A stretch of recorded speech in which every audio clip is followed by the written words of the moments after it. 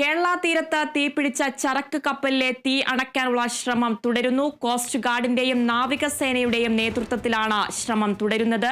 അപകടം നടന്ന് മണിക്കൂറുകൾ പിന്നിടുമ്പോഴും കപ്പൽ ഇപ്പോഴും കത്തിക്കൊണ്ടിരിക്കുകയാണ്. കഴിഞ്ഞ ദിവസം 15 അടിയോളം കപ്പൽ ഇടതുവശത്തേക്ക് ചെരിഞ്ഞിരുന്നു. അപകടത്തിൽ ഗുരുതരമായി പരിക്കേറ്റ 2 കപ്പൽ ജീവനക്കാരുടെ നില ഗുരുതരമായി തുടരുകയാണ്. വിവരങ്ങളുമായി റിയാസ് KMR ചേരുന്നുണ്ട്. റിയാസ്, തീ അണയ്ക്കാനുള്ള ശ്രമം തുടരുകയാണ്. എങ്ങനെയൊക്കെയാണ് ശ്രമങ്ങൾ ഇപ്പോൾ പുരോഗമിക്കുന്നത്? കൂടുതൽ വിവരങ്ങൾ. അതിര, ഈ കപ്പൽ MV വൻഹായ് 503 എന്ന സിംഗപ്പൂർ കപ്പലിലെ ചരക്ക് കപ്പലിന് തീപിടിച്ച ആ തീ ഇതുവരെയായി അണയ്ക്കാൻ സാധിച്ചിട്ടില്ല എന്നുള്ളതാണ്. അതിനുള്ള ഒരു തീവ്രമായ ഒരു ശ്രമം തുടരുന്നു. ഇന്ത്യൻ നേവിയുടെ 2 കപ്പലുകൾ ഫയർ ഫൈറ്റിംഗ് നടത്തുന്നുണ്ട്. ഒപ്പം തന്നെ ഇതിൻ്റെ വ്യോമ സംവിധാനം ഉപയോഗിച്ചെല്ലാം തന്നെ ഫയർ ഫൈറ്റിംഗ് നടത്തുന്നുണ്ടെങ്കിലും അതെല്ലാം തന്നെ വിഫലമായി പോകുന്ന ഒരു സാഹചര്യമാണ്. സാൽവേജ് ടീം എത്തിയിട്ടുണ്ടെങ്കിൽ കൂടിയും അവരിലാണ് പ്രതീക്ഷ ഉണ്ടായിരുന്നത്. അതും ഫലം കാണാത്തൊരു സാഹചര്യമാണ്. നേരത്തെ അപ്പർ ഡെക്കിൻ്റെ നടുഭാഗത്താണ് ഇത് തീപിടുത്തം ഉണ്ടായിരുന്നത്. അടിത്തട്ടിൽ നിന്ന് മുകളിലേക്ക് തീ പടർന്നു എന്ന ഒരു നിഗമനത്തിലാണ് ഇപ്പോൾ ഉള്ളത്. ഇന്നലെ കേന്ദ്ര ഷിപ്പിംഗ് ഡയറക്ടർ ജനറൽ ശ്യാം ജഗന്നാഥിന്റെ നേതൃത്വത്തിൽ യോഗം ചേർന്നിരുന്നു. അതിൽ ചില വിലയിരുത്തലുകൾ ഉണ്ടായിട്ടുണ്ട്. എന്നാൽ ആ വിലയിരുത്തലുകളുടെ വിശദാംശങ്ങൾ ഇതുവരെ കേന്ദ്ര സർക്കാർ ഒന്നും തന്നെ പുറത്തുവിട്ടിട്ടില്ല. കാരണം അത്തരം വിശദാംശങ്ങൾ രഹസ്യമായി തന്നെ സൂക്ഷിക്കുകയാണ്. എങ്കിൽ മാത്രമാണ് ഇത് സംബന്ധിച്ച കൂടുതൽ കാര്യങ്ങൾ വ്യക്തമാകുക. അതേസമയം തന്നെ അതിനെ സൂചിപ്പിച്ചതുപോലെ ആശുപത്രിയിൽ കഴിയുന്ന മംഗളൂരു AJ ആശുപത്രിയിൽ ചികിത്സയിൽ കഴിയുന്ന 2 പേരുടെ നില അതീവ ഗുരുതരമായി തന്നെ തുടരുകയാണ്. അവർക്ക് 35 മുതൽ 40% വരെ പൊള്ളലേറ്റ് അവർ ICUവിലാണ് കഴിയുന്നത്. അവരുടെ നില ഗുരുതരമായി തുടരുന്നു. ചൈന, ഇന്തോനേഷ്യ സ്വദേശികളാണ് ഇവർ. മറ്റ് 6 പേരാണ് ആശുപത്രിയിൽ ഉള്ളത്. മംഗലാപുരത്തെ ആശുപത്രിയിൽ 6 പേരുണ്ട്. 18 പേരിൽ മറ്റുള്ളവരെല്ലാം തന്നെ ഹോട്ടലിലേക്ക് മാറ്റാൻ സാധിച്ചിട്ടുണ്ട് എന്ന് വൃത്തങ്ങൾ അറിയിക്കുകയാണ്. എന്തായാലും ഈ തീ അണയ്ക്കാനുള്ള ശ്രമങ്ങൾ തുടരുന്നു. ഈ കപ്പലിന്റെ ഒരു ഭാഗം ചെരിഞ്ഞുകൊണ്ടിരിക്കുന്നത് ആശങ്ക പരത്തുന്നുണ്ട്.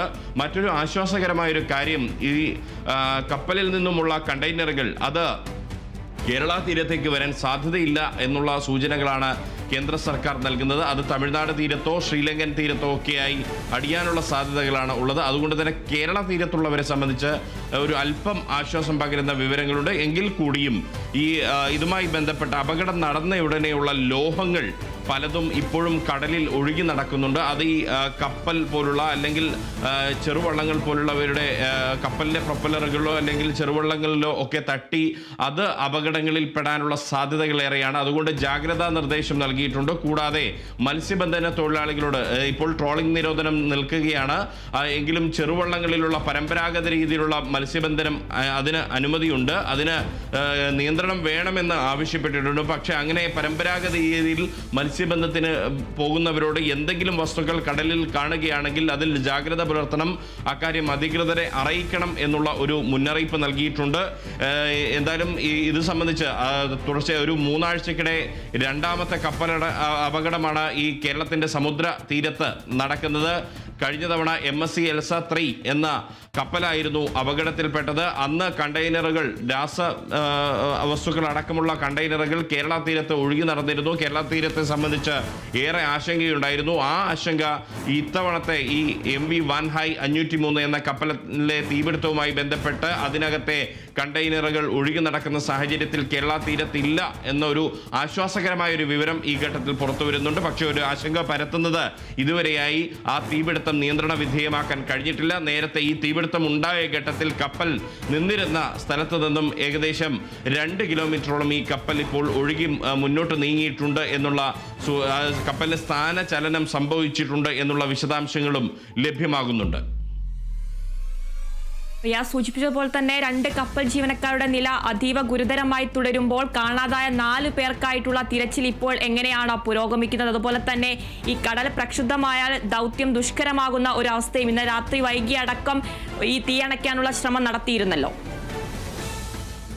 തീർച്ചയായും ഈ കടൽ പ്രക്ഷുബ്ധമാകുന്നത്, മറ്റൊന്ന് ഈ തീ അണയ്ക്കാൻ പറ്റാത്തത്, തീ വ്യാപിക്കുന്നത് ഒക്കെ വലിയ ആശങ്ക പരത്തുകയാണ്. അത് അടിത്തട്ടിലേക്ക് വ്യാപിച്ചാൽ ഉണ്ടാകുന്ന പ്രത്യാഘാതം ഏറെ വലുതാണ്. കാരണം ഇന്ധന ടാങ്കിൻ്റെ സമീപത്ത് അല്ലെങ്കിൽ ഡീസൽ ശേഖരത്തിൻ്റെ സമീപത്തേക്ക് എത്തിക്കഴിഞ്ഞാൽ 240 ടൺ ഡീസൽ ശേഖരമാണ് ഈ കപ്പലിനകത്തുള്ളത്. അവിടെ എത്തിക്കഴിഞ്ഞാൽ സംഭവിക്കുന്നത് വലിയ അപകട സാധ്യതയുള്ള സാഹചര്യമാണ്. അങ്ങനെയെങ്കിൽ കപ്പൽ പൊട്ടിത്തെറിക്കാനുള്ള സാധ്യതയുണ്ട്.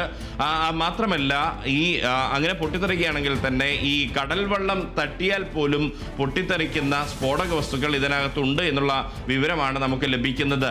ലിഥിയം ബാറ്ററിയും ആൽക്കഹോളും പോലുള്ള മാരകമായിട്ടുള്ള സ്ഫോടക സാധ്യതയുള്ള വസ്തുക്കൾ എല്ലാം തന്നെ ഇതിനകത്തുണ്ട്. അതുകൊണ്ട് അത് വലിയ ആശങ്ക പരത്തുന്നുണ്ട്.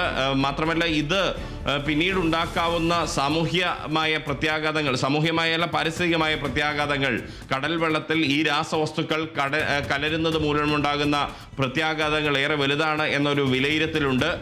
അത്തരം കാര്യങ്ങൾ വലിയ ആശങ്ക പടർത്തുന്നുണ്ട്. ഒപ്പം തന്നെയാണ് കാണാതായ 4 നാവികർക്ക് വേണ്ടിയുള്ള തിരച്ചിൽ. അത് അതിവേഗ വെസലുകൾ ഉപയോഗിച്ചാണ് അവർക്ക് വേണ്ടിയുള്ള തിരച്ചിൽ ഇപ്പോഴും തുടരുന്നത്. അവരെ ഇനിയും കണ്ടെത്താൻ കഴിഞ്ഞിട്ടില്ല.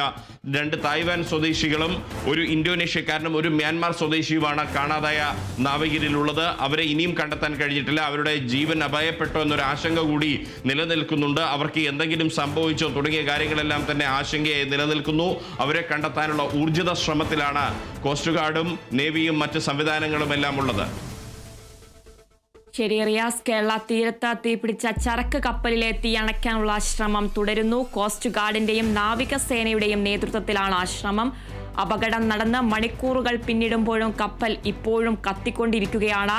കഴിഞ്ഞ ദിവസം 15 അടിയോളം കപ്പൽ ഇടതുവശത്തേക്ക് ചെരിഞ്ഞിരുന്നു. അപകടത്തിൽ ഗുരുതരമായി പരിക്കേറ്റ 2 കപ്പൽ ജീവനക്കാരുടെ നില ഗുരുതരമായി തുടരുകയാണ്. കാണാതായ 4 പേർക്കായി തിരച്ചിൽ മറ്റൊരു ഭാഗത്ത് നടന്നുകൊണ്ടിരിക്കുകയാണ്.